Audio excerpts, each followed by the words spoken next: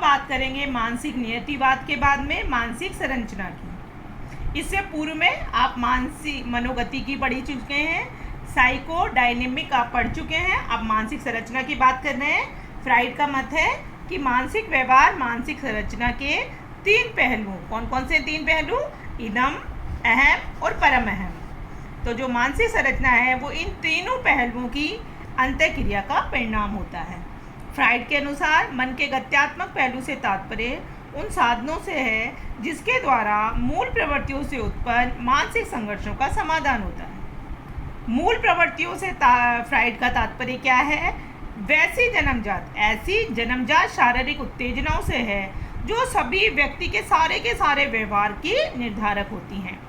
Fried ने जन्मजात प्रवृत्तियों के जो भी हिस्से हैं उनको 2 भागों में बांटा, अर्थात जन्मजात प्रवृत्ति जो है उसको 2 भागों में बांटा है। पहला होता है जीवन संबंधी मूल प्रवृत्ति, दूसरा होता है मृत्यु मूल संबंधी मूल प्रवृत्ति। फ्राइड का ये भी मानना है कि जीवन संबंधी मूल प्रवृत्ति के द्वारा व्यक्ति के सभी रचनात्मक व्यवहारों का और मृत्यु संबंधी मूल प्रवृत्ति उसके विध्वंसात्मक व्यवहारों का निर्धारक करती है। इन दोनों ही प्रकार के व्यवहारों में संतुलन के कारण एक संतुलित व्यक्तित्व का विकास होता है, जबकि इन परस्पर विरोधी मूल प्रवृत्तियों में संघर्ष का समाधान करने के लिए व्यक्ति 3 प्रतिनिधियों का प्रयोग करता है। कौन कौन से हैं वो प्रतिनिधि? देखिए, सबसे पहले हम बात करें इदम की। इदम व्यक्तित्व का जैविक पक्ष है, जो असंगठित होता है, कामुक होता है, नियमों को नहीं मानने वाला होता है। उदाहरण के तौर पर हम लें तो जो नवजात शिशु होता है प्राय उसका जो व्यवहार होता है वो इदम से संचालित होता है। अब ये जो इदम है वो आनंद के सिद्धांत पर काम करता है। देखिए, आनंद को भी मैंने हाईलाइट किया हुआ है। आनंद के सिद्धांत पर काम करता है। आनंद मतलब अपना स्वयं का आनंद, उस दूसरे को उससे कोई परेशानी है, उससे कोई लेना देना नहीं है, तो मतलब ये उचित को, ये आनंद वाला जो सिद्धांत है वो किसी उचित अनुचित समय असमय ऐसे स्थान से नहीं देखता, मतलब उसका यहाँ से कोई लेना देना नहीं होता। स्वयं का सुख होना चाहिए, दूसरे से, वस्तु, व्यक्ति और परिस्थिति से उसका कोई लेना देना नहीं होता।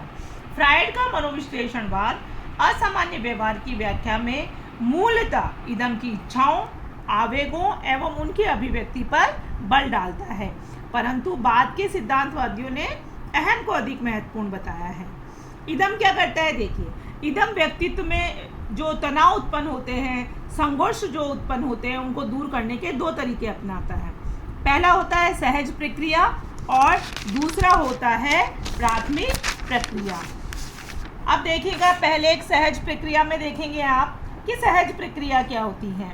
तो हम यहाँ पर आपको बता रहे हैं, जैसे खांसना है, छींकना है आदि सहज प्रक्रिया के उदाहरण हैं।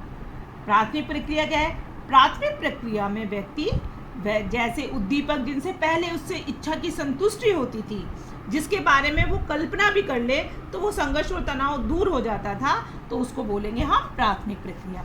और क्या है इदम की क्या विशेषताएं? देखिए, सबसे बड़ी और सबसे मुख्य विशेषता तो इसकी यही है कि इदम आनंद के सिद्धांत से निर्देशित होता है।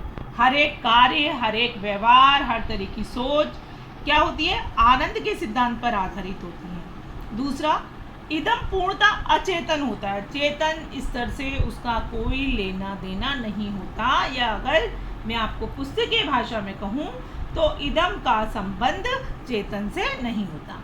इदम में जीवन मूल प्रवृत्ति और मृत्यु मूल प्रवृत्ति दोनों का समावेश होता है। इदम जीवन की वास्तविकताओं से दूर रहता है। और यहाँ पर एक बात मैं आपको और बताना चाहूँगी कि इदम अतार्किक एवं वास्तविकता से परे होता है। तो हम अब बात कर रहे थे इदम की, जो फ्राइड ने सिद्धांत दिया है, फ्राइड का मनोविश्लेषणवाद, ये सिद्धांत दिया है इदम का। हमने बात की इदम की कि इदम का जो व्यवहार है वो पार्श्विक होता है, पशुतुल्य होता है। फ्राइड ने ऐसे व्यक्तित्व वाले व्यक्ति को पशुत्व व्यक्तित्व कहा है कि वो पशु वाला व्यक्तित्व है, वो सिर्फ उसका अपने सुख से लेना देना होता है, वो नैतिक अनैतिक के नियमों में नहीं पड़ता, अपने सुख को सर्वोपरि मानता है, चाहे उसके लिए कुछ भी उसे करना पड़े।